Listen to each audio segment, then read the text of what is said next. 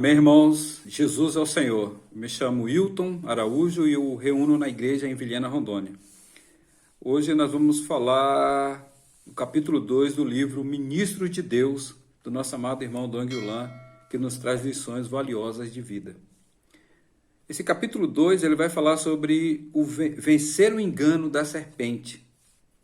O Senhor, ele, após a queda de Lúcifer, que aconteceu devido ao seu orgulho, Deus levantou um outro ministro. E esse outro ministro, o nome dele se chama Adão. E em Gênesis 1:26 fala assim: também disse Deus, façamos o homem à nossa imagem e conforme a nossa semelhança. E tenha ele domínio sobre os peixes do mar, sobre as aves do céu, sobre os animais domésticos, sobre toda a terra e sobre todos os répteis que rastejam pela terra. Essa é uma incumbência maravilhosa, já que Lúcifer tinha caído, por ter se orgulhado, agora Deus levanta um outro ministro, e esse outro ministro é Adão, e coloca ele, no jardim do Éden, para cultivar e guardar esse jardim. A questão de cultivar é com relação ao crescimento da vida, e o guardar com relação a que nada negativo entrasse no jardim e viesse danificar o propósito e o plano de Deus. Então a gente vê que o homem ele foi criado à imagem e semelhança de Deus. E em Colossenses 1:15, o Senhor Jesus ele é a imagem do Deus invisível e o primogênito de toda a criação, cuja imagem fomos nós criados. A gente vê que ao ser expulso do jardim do Éden, Adão ele perdeu essas funções. E agora havia um querubim com uma espada flamejante, que ele perdeu Deus como glória, perdeu a glória, perdeu a santidade e perdeu a justiça de Deus. O querubim representa a glória, a espada a justiça e o fogo a santidade de Deus. O homem ele é um ser tripartido, amados. E ao criar o homem, Deus o fez do pó da terra, e em seguida soprou nele o fôlego de vida, e esse fôlego de vida soprou nas narinas do homem, formou dentro dele o espírito humano. E como consequência, o homem passou a ser uma alma vivente. Gênesis 2:7. Jesus é o Senhor. A alma humana, irmãos, ela é composta de mente, vontade e emoção. A mente do homem pode compreender o plano de Deus, sua vontade pode desejar o que Deus deseja, e sua emoção é capaz de conter o bom prazer de Deus. Aleluia! O espírito humano é a parte mais íntima do nosso cérebro tripartido, possui consciência, comunhão e intuição, o que nos permite ter acesso direto ao Espírito de Deus. A consciência foi criada para que a alma do homem pudesse ser governada por Deus. Olha que ponto rico! E por meio dela, as três partes da alma poderiam estar de acordo com o governo divino e exercer as funções para as quais foram criadas. A comunhão, que é a outra parte, permite que o plano, a vontade e o bom prazer de Deus sejam revelados e transmitidos para dentro das três partes da alma do homem. Já a intuição, dá ao homem a capacidade de discernir a direção de Deus para a sua vida. Isso nos mostra como Deus é perfeito e seu plano, irmãos, é maravilhoso. Aleluia! Agora vamos ver a questão da incumbência de Deus para Adão. Gênesis 2:15 fala: tomou, pois, o Senhor Deus ao homem e o colocou no jardim do Éden para cultivar e o guardar. Deus, depois de criar o homem, Deus o colocou no jardim do Éden para que ele aprendesse a exercitar seu ministério. Sua primeira função era cultivar e guardar o jardim. Adão deveria cultivar e zelar pelo crescimento da vida no jardim. À medida que se cumprisse o que Deus lhe havia estabelecido, esse aumentaria a incumbência de seu ministério. Cultivar o jardim tinha por objetivo a manutenção e o crescimento da vida vegetal. Guardá-la dizia respeito ao exercício da autoridade, guardando seus limites e não permitindo que nada injusto, impuro ou sem a glória de Deus pudesse danificá-lo. Para executar seu ministério, Deus deu a Adão uma auxiliadora idônea, a Eva, E juntos com sua descendência, eles deveriam ganhar toda a terra, sujeitá-la e tomá-la de volta para Deus, pois a terra estava e ainda está, né, sob o domínio de Satanás.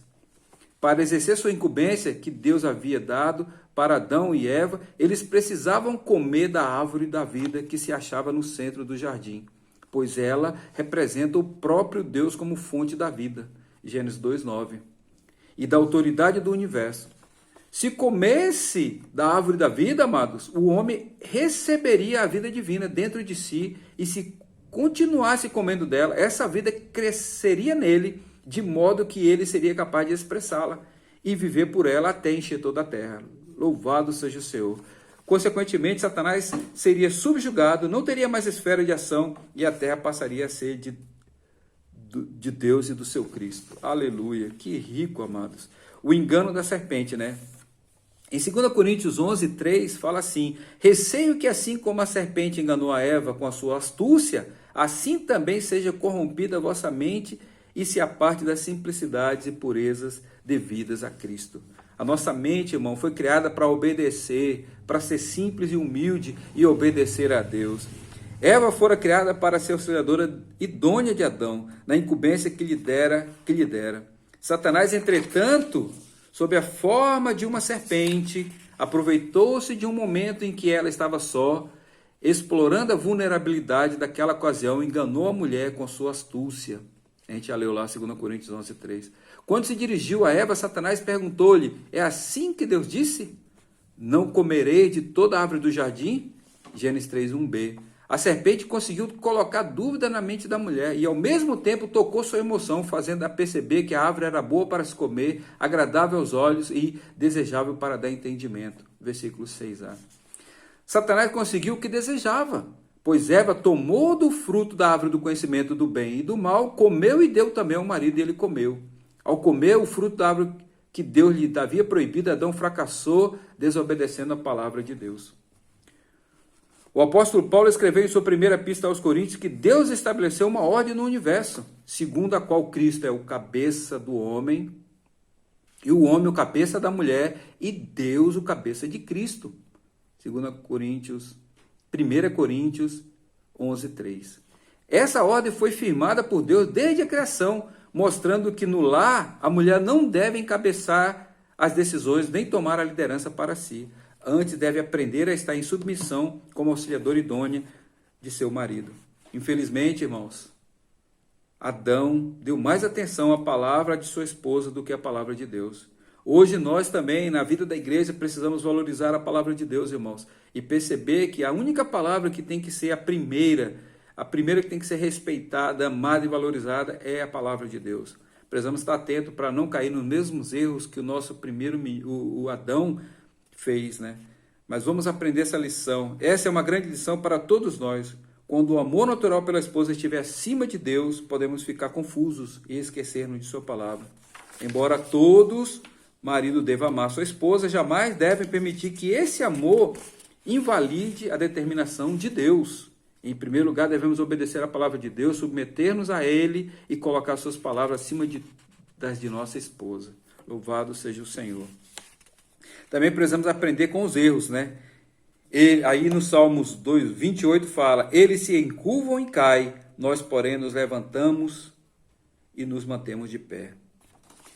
A gente viu ali que Adão foi expulso do Éden por fracassar no seu ministério que Deus havia incumbido. Isso, entretanto, né, resultou no início de sua vitória, né? Quando habitava no jardim, Adão não precisava se esforçar para obter seu sustento, pois Deus havia preparado os frutos das árvores para que dele se alimentasse. Além disso, por estar sempre na presença de Deus, Adão tinha satisfação e alegria e se sentia seguro, pois Deus era sua proteção contra Satanás ou qualquer outro inimigo. Aleluia! A gente viu ali que o homem perdeu Deus como seu sustento, sua habitação, sua alegria e sua proteção.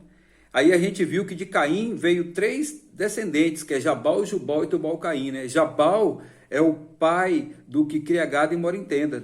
O homem perdeu Deus como seu sustento e sua habitação. E também o Tubal é o pai de todo tipo de instrumentos de música, né? O homem precisou, ele perdeu Deus como sua alegria, agora ele precisa criar instrumentos musicais para poder se alegrar. Né? E o Tubal-Caim é o pai de todo tipo de instrumentos de proteção, de guerra, de luta, né? Perdeu Deus como sua segurança. Então hoje, amado, nós precisamos ter Deus como nossa habitação, nossa alegria e nossa proteção. É Deus que cuida do homem, é Deus que protege o homem. Por isso não vamos ser como Adão, vamos valorizar a palavra de Deus e vamos respeitar Deus acima de tudo e de todos. Aqui ainda fala assim, Adão, entretanto, seguiu uma direção diferente de Caim, decidiu buscar a Deus, mesmo após ter falhado no jardim do Éden, né? Ele reconheceu que perdera tudo ao ser expulso do jardim, ficando sem a presença do Criador. Caim e seus descendentes pensavam que podia viver sem Deus, mas Adão era incapaz de viver sem sua presença. Nós também hoje possamos também declarar isso, nós somos incapazes de viver sem a presença de Deus. Por isso, quando nasceu seu neto, colocou o nome de Enos. Em Gênesis 4:26, nós vemos que a Sete nasceu-lhe também um filho que se chama Enos. Enos significa fraco, frágil e mortal. Sabe quem que é Enos? É eu e você.